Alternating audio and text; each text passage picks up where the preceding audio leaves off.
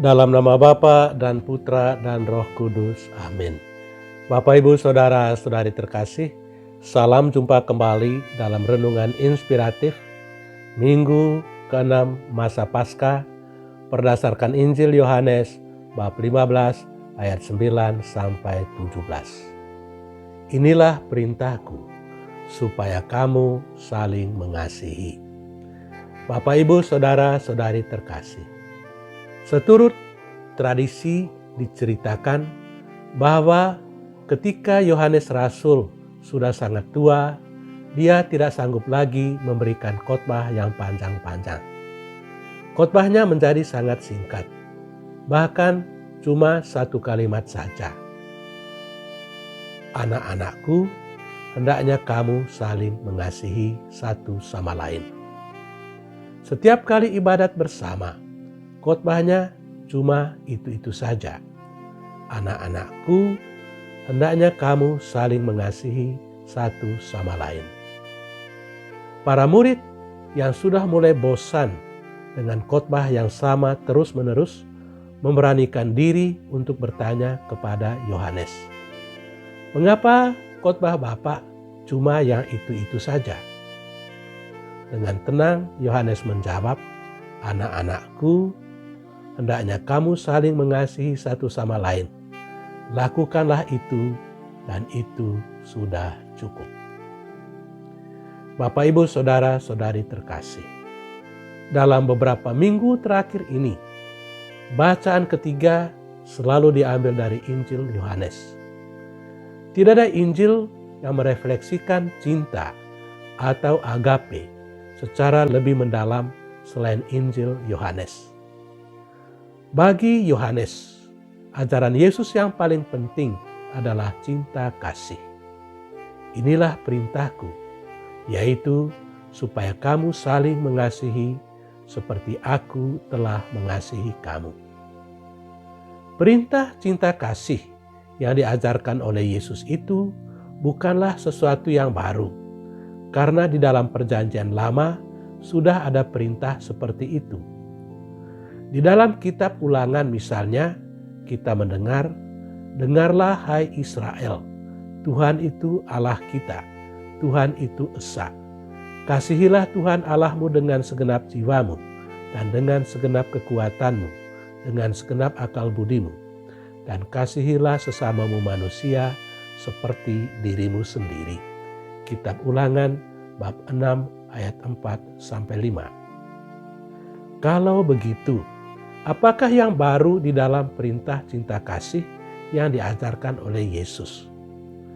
Sejauh yang dimaksudkan bahwa kita harus mengasihi Allah, maka tentu tidak ada hal yang baru. Semua itu sudah dikatakan di dalam kitab suci Perjanjian Lama. Namun, hal yang baru di dalam perintah kasih itu adalah ukuran dari kasih itu. Kita harus mengasihi Allah sebanyak Allah mengasihi kita. Kita harus mencintai Yesus sebanyak Yesus mencintai kita. Hal itu ditegaskan oleh Yesus dalam Injil Yohanes bab 13 ayat 34. "Supaya kamu saling mengasihi sebagaimana aku telah mengasihi kamu."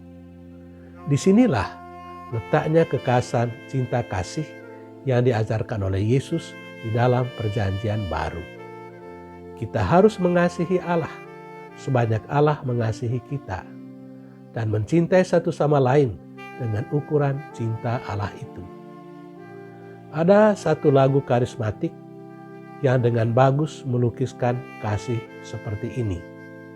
"Oh, I love you with the love of the Lord." Aku mengasihi engkau dengan kasih seperti yang Tuhan telah tunjukkan dengan kasih Tuhan. Cinta yang demikian mengandung banyak konsekuensi. Mencintai orang lain dengan cinta seperti cinta Yesus mengandung implikasi bahwa orang harus merendahkan diri sebagaimana Yesus merendahkan diri. Orang harus mencintai orang-orang kecil sebagaimana Yesus telah mencintai orang-orang kecil. Orang harus berkorban sebagaimana Yesus telah berkorban bagi orang-orang lain. Orang harus rela mengampuni sebagaimana Yesus telah mengampuni. Orang harus rela menderita sebagaimana Yesus telah menderita untuk kepentingan banyak orang dan lain-lain sebagaimana tertulis di dalam Injil. Saudara-saudari terkasih, hukum terbesar di dalam agama Kristen adalah cinta kasih. Cinta terhadap Tuhan dan cinta terhadap sesama. Cinta terhadap Tuhan mesti dinyatakan dalam cinta terhadap sesama.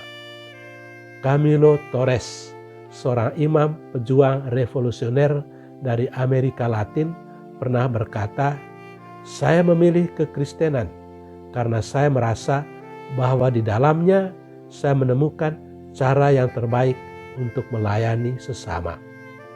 Saya ingin menjadi imam karena saya ingin mengabdikan seluruh hidupku untuk mencintai sesama."